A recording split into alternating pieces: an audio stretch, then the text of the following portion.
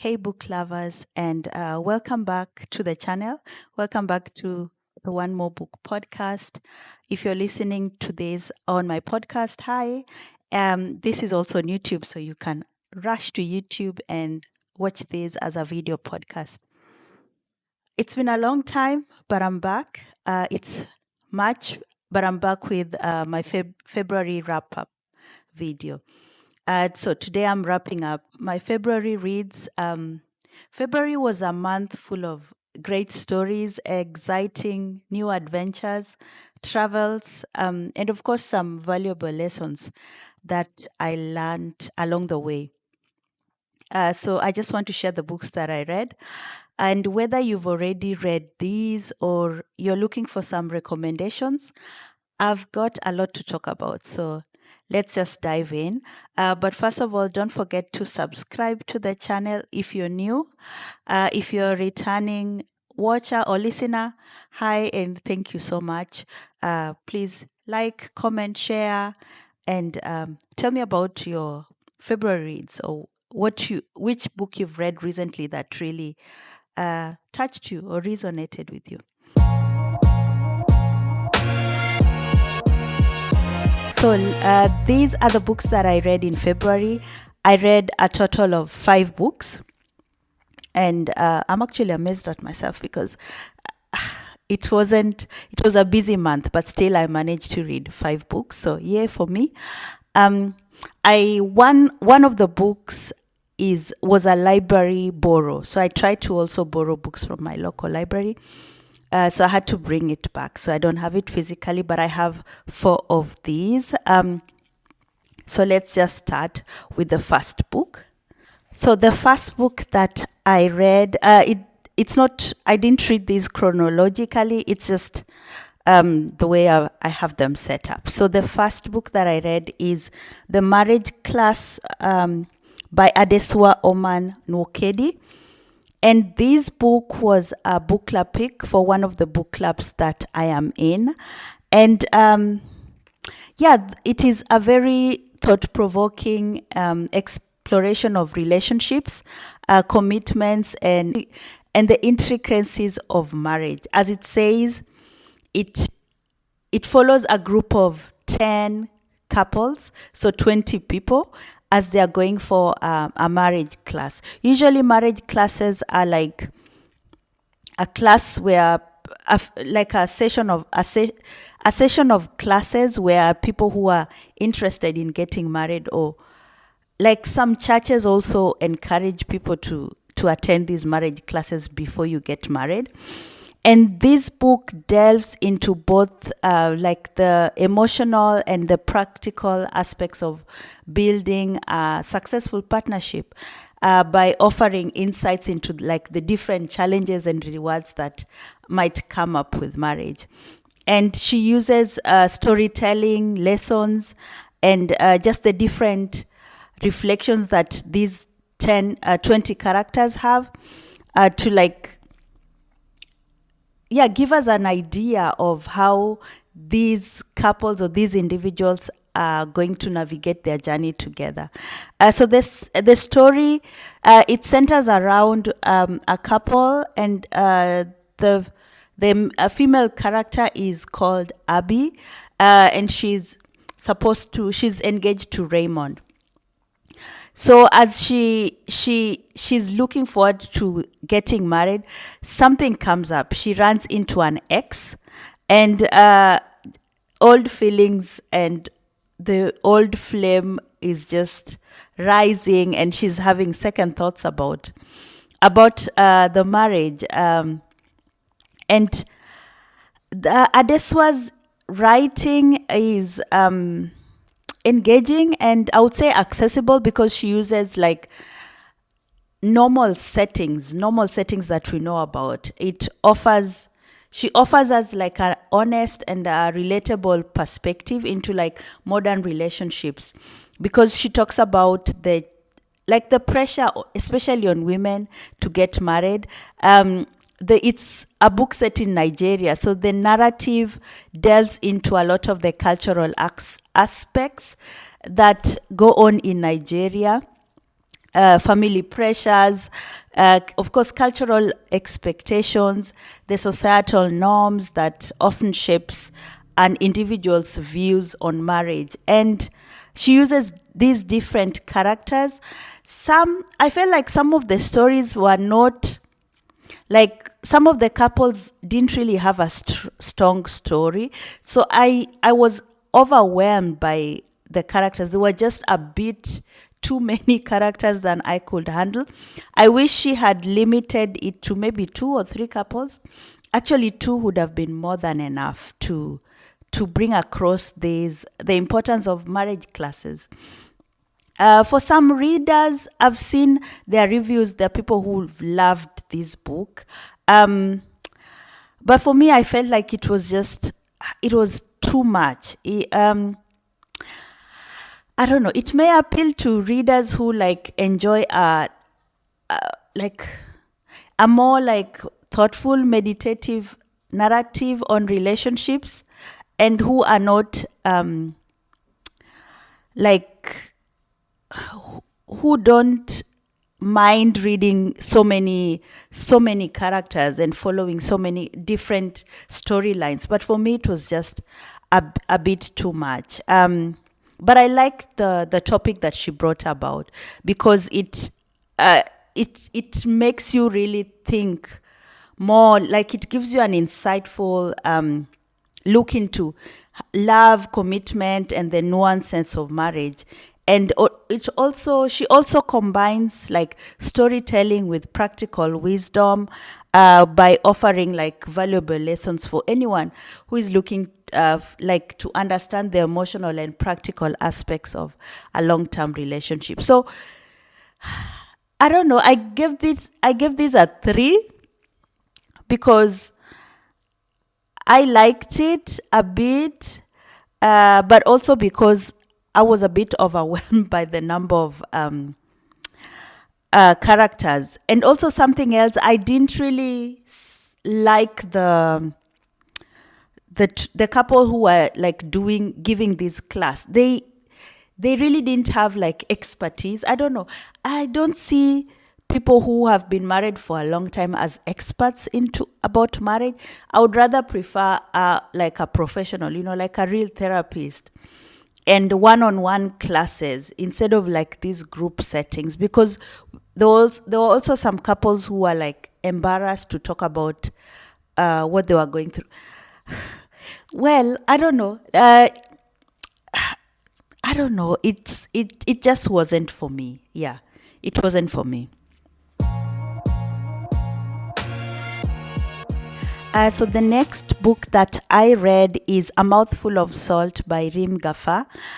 And this was another book club pick by one of the book clubs that I'm in here in Hamburg, Fundisani.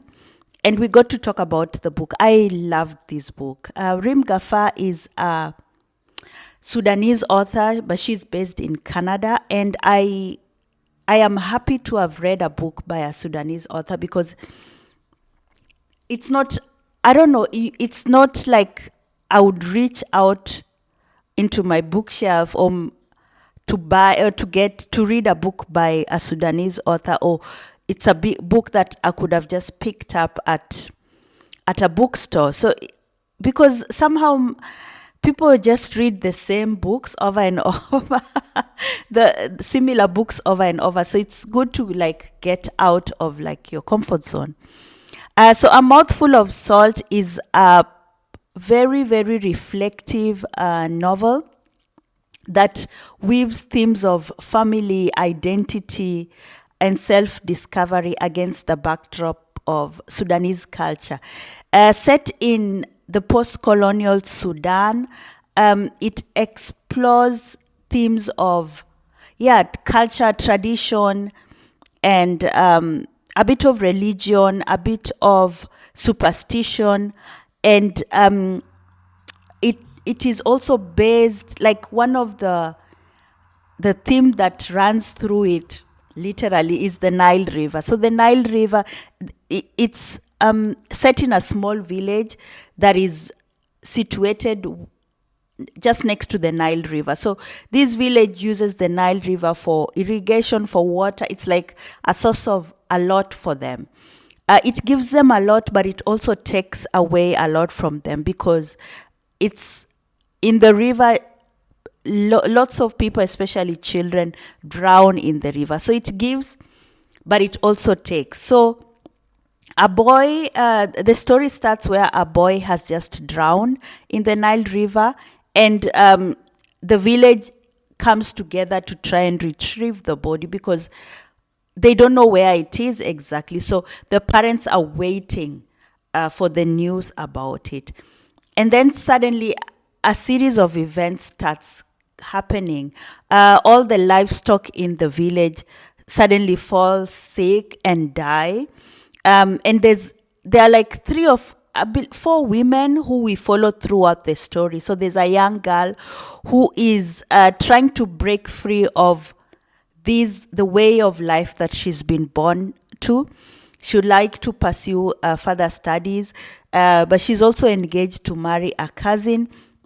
There's an older woman who lives at the foot of the mountain. People are afraid of her. She's called the sorceress.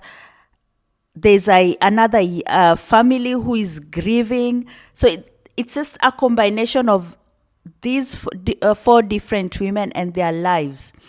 And I loved how Rim Gafar writes. Her writing is lyrical and evocative. It captures the richness of life in Sudan and the landscape. She describes food. She describes family gatherings. There's a wedding that is supposed to happen. So we hear about the preparations for the wedding. We get to learn. She tells us about the rural environment, which kind of evokes like a strong sense of place. And the story is deeply rooted in the Sudanese culture. And but it also explores like universal themes of love and loss and finding one's voice, especially as a woman. And her writing, it just flows so beautifully, with like a mixture of nostalgia and longing, that it just adds like this deep emotional depth into the narrative. And the characters are so well developed and human. They are like, some are complex, but also you feel for them. You are with them on this self-discovery journey, because they go through so much. But the way she writes, it's very touching, but also heartbreaking at times. It's relatively paced.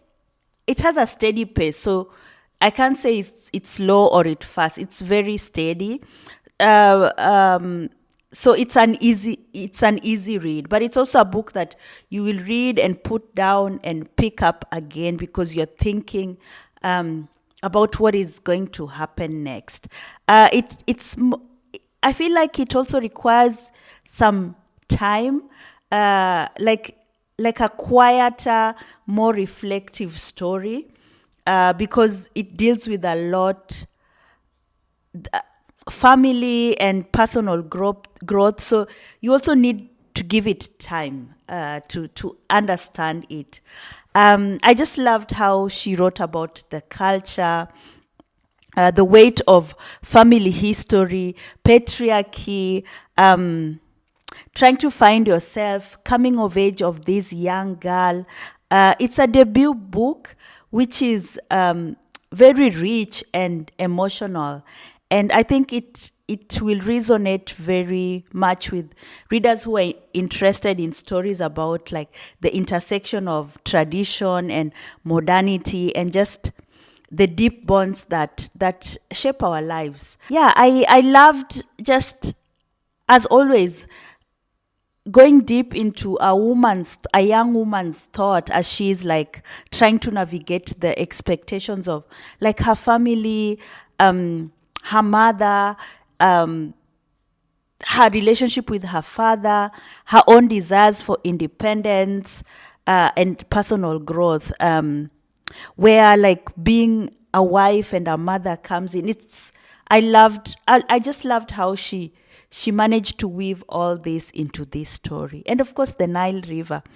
Yeah, a very, very thought provoking and captivating read, which I really, really loved. I gave it I gave it a 4 star. Actually, I think a 4.5 star is what it's worth. Um, yeah, but really, really enjoyed this. The next book that I read is Violetta. I don't have a physical copy because I borrowed it from my library. Funny story. Violetta was, I went for this book club like this, like a book club meeting by one of the bookstores here in Hamburg, Thalia, and we were just different book lovers. It's an English book club, and people came with like, they asked us to like recommend a book that we loved, and one of the attendees recommended Violetta by Isabel Allende, and she said it was her favorite read ever. So I was just browsing through my local library, and I saw it.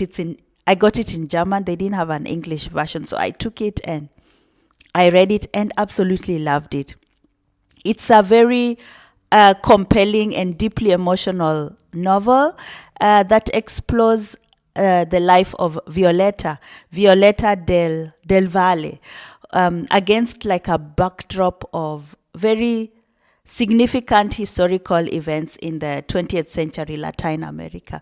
So it follows Violetta's life for over 100 years. So it's like a sort of a historical fiction book, and it's written as Violetta's personal memoir. So Violetta is the one narrating. We get her point of view, as in a form of a letter to her beloved grandson, who she really, really loved, Camelo. And in this book, or in this long letter, she's reflecting on her experiences and the choices that have shaped her life. I loved Violetta. She was a very strong and passionate and independent woman who lived through some really turbulent times. She faced so many challenges of love and loss and betrayal and survival. And she offers readers, by telling us her story, she offers us a very rich and layered perspective on human emotions and just resilience that is much needed during these current times. I loved Isabel Allende's writing. She's a master of words, a master of storytelling. In the way that she brought to life not just Violetta's individual struggles, but also like the social and political upheavals that were happening in this fictional country in South America, which for me, in Latin America, I felt like it was Chile, because I researched a bit and there were similarities with the life and social and political things that happen in Chile. So I just loved how it wasn't just about Violetta, but about where she was existing in, the world that she was existing in during these 100 years of her life. And one of the book's like really, really notable strength that I loved is just her the way she wrote about the historical events. Like there were dictatorships, there was revolutions, and the personal narrative of Violetta is in the book, but it doesn't like all these revolutions and all these upheavals and all that. It doesn't like overshadow it didn't overshadow Violetta's inner journey. She takes us along, tells us all about everything that is happening, but we are still with her because her voice is very vibrant and engaging, which made her very relatable and made her a very captivating character, despite all these extreme situations that she was enduring. And she was no saint. She messed up, and she wasn't shy about saying that she made mistakes in her life. Through motherhood, through partnership, she talks about that. And the novel also touches on themes of feminism, as Violetta challenges like the traditional roles that are placed on women.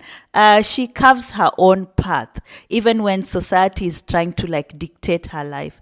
And through the beautiful writing, we see like she creates an atmosphere that is both like very intimate but also very expansive. Yeah, and at the heart of all this, Violetta's story about love and resilience, about family and friendship, and like the exploration of her personal history and the collective history of the community where she was brought up. It's just I loved the author's ability to just write something that is takes you in. You're in living this life with Violetta, but you're also experiencing everything that is happening around her, and just in different like generations. Like it's 100 years, but it doesn't feel ancient. It feels so current. I really, really enjoyed this book. I mean, for me, a 4.5, also a 4.5. There was just a small part that I wasn't too crazy about, but I can now see why this particular reader recommended this book. I loved it. I loved it.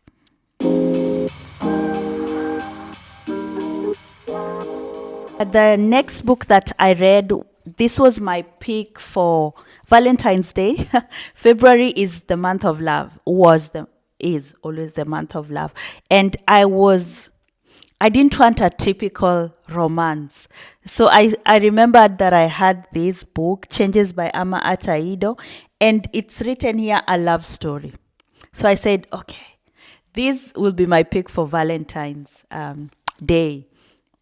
But I was very surprised because the book is really another like compelling and thought-provoking novel, which explores not just love but themes of personal identity, relationships, and like the societal roles of women in contemporary Ghana.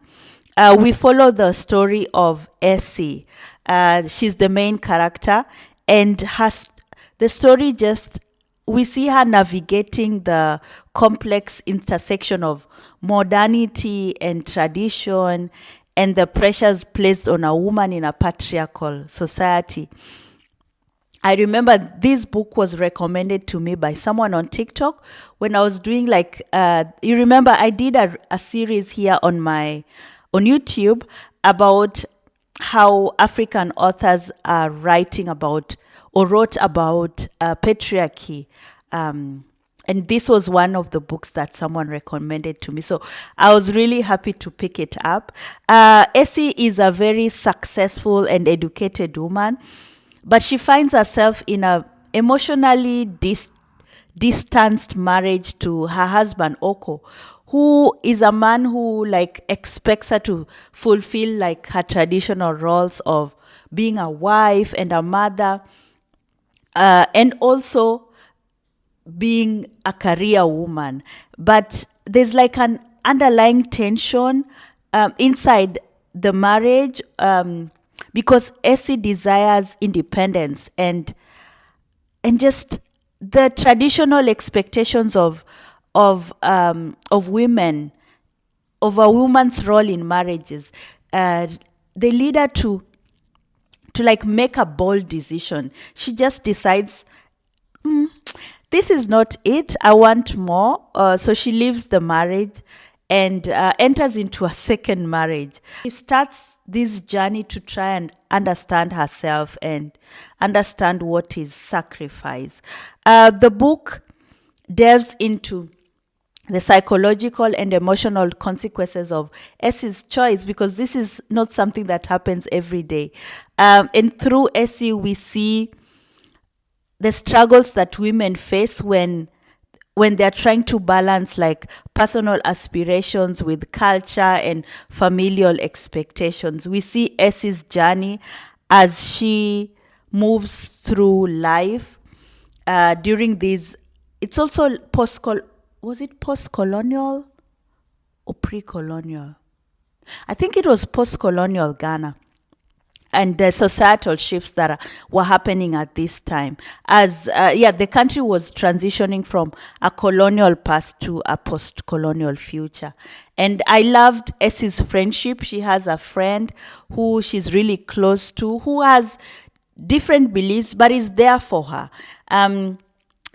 Ama Ataido's writing is very lyrical and insightful, and it captures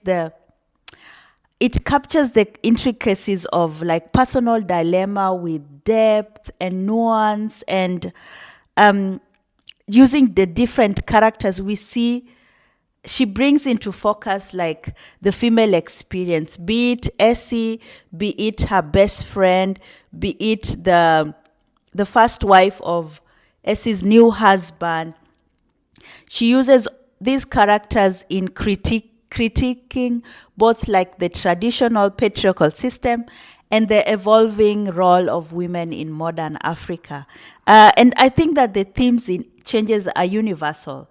It doesn't just apply to an African woman, but she uses she focuses on the Ghanaian society, which gives the book like a very distinct cultural texture.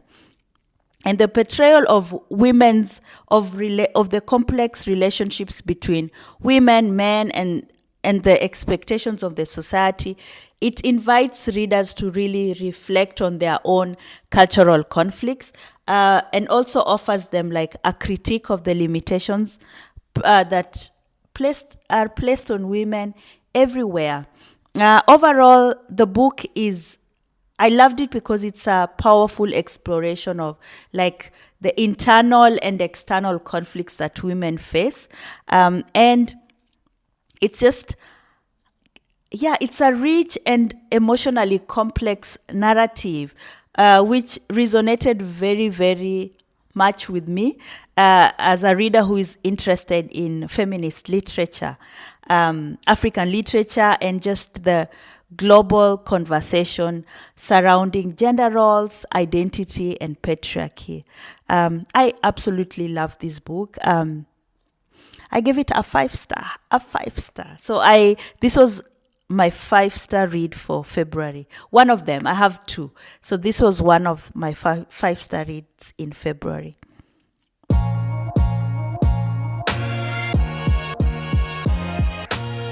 And the final book that I read in February, which was also a 5-star read, is Africa is Not a Country, Breaking Stereotypes of Modern Africa by Dipo Faloyin.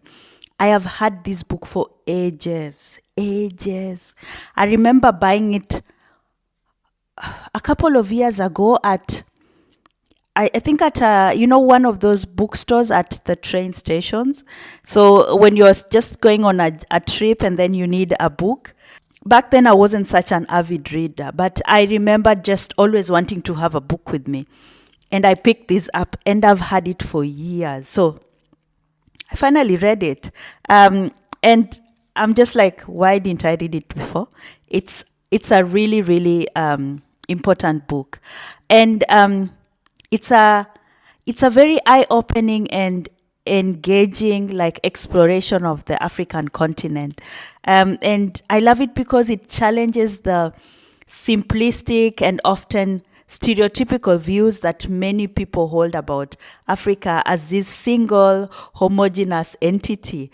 And I loved just how through his very humorous and witty and insightful and well-researched writing. He's a journalist, and you can tell that.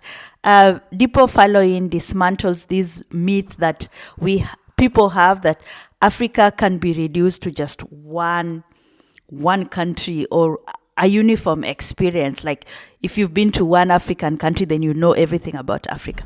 No, the title itself is a direct challenge to like the oversimplification that tend to characterize how people outside of Africa view the continent. And I love just how he takes the readers on this journey through the diverse cultures, food, histories, languages, landscapes of Africa, to bring this point that Africa is not one unified place, but it's a continent with 54 unique countries, each with its own like complexities, identities, and challenges. As you can see on the map, 54 countries. The book is like, it's divided into different sections that talk about different aspects of Africa, from like the colonial history, the colonial legacy, political history, and modern day social and economic landscapes. He uses a combination of humor and personal stories and very sharp analysis to explore themes that bring about the diversity of African cultures, the impacts of colonialism, the impacts of international aid, white saviorism, just to show us the complexities of the African identity. He also highlights stories of individuals and movements that have shaped Africa's history and its contemporary realities, like the SARS movement. He talks about the dictatorship that is happening at the moment, or that has happened for a long time, but it's still going on in Equatorial Guinea. He talks about the jollof rice, the infamous jollof rice recipe by Jamie Oliver that I did not know about, but such a funny story. And he uses all these different stories in offering readers like a nuanced perspective about the continent.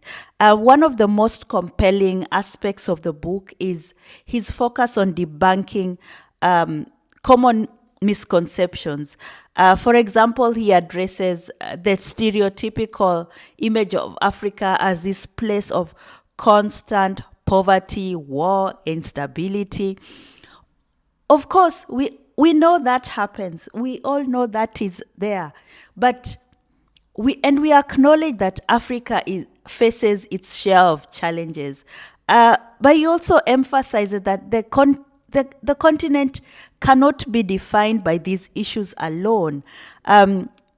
He brings it, like he tells us about the thriving economies, vibrant cultural scenes in Lagos. He's from Lagos, so he talks about Lagos and the incredible innovations that are happening in different countries in Africa. His writing is very accessible and engaging, and he avoids this like academic dry tone. You know, he opts more for like a conversational style, which really invites readers to think critically and enjoy reading the book. And his humor and the personal insights just keep the reader very engaged. But also his research and observations are much needed, and a very needed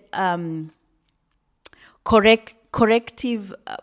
It's very a needed corrective theme that should be addressed, that like should be spread everywhere, and especially in the media, which usually narrows the portrayal of Africa. And I think that this book is like a love letter to Africa's diversity, from like the bustling streets of Lagos, where it talks about suya, the food, music, clothing, traditions, to the quiet beauty of the Sahara, the innovative tech hubs in Nairobi, Kenya, the rich cultural heritage in Addis Ababa, Following really celebrates the vastness and variety of African experiences.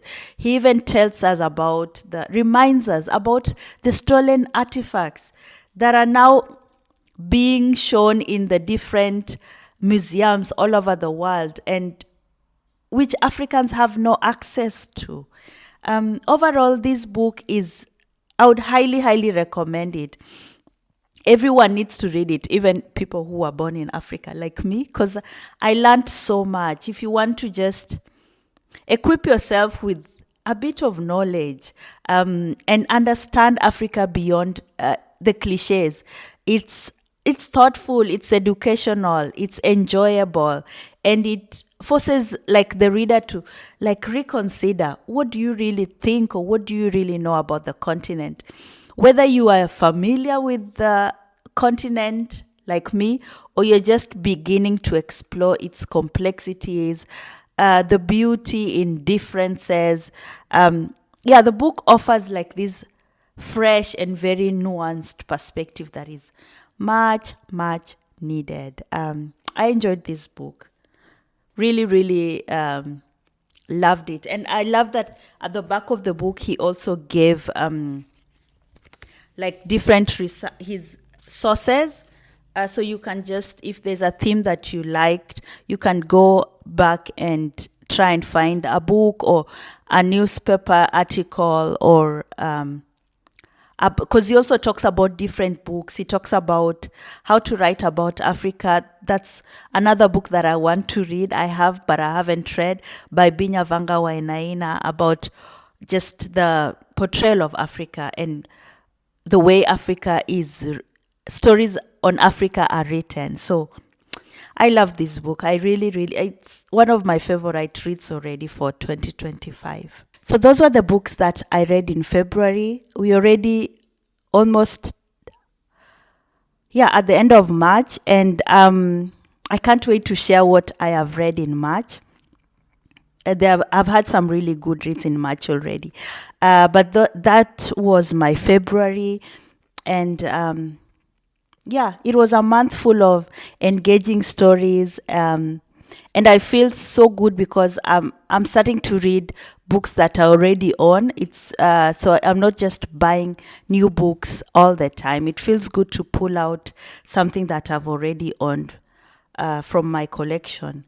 And I can't wait to see what the year has to offer, and all the journeys that I will go on. And I can't wait to share what I have read in March and what the following months have in store for me and for you as book lovers too.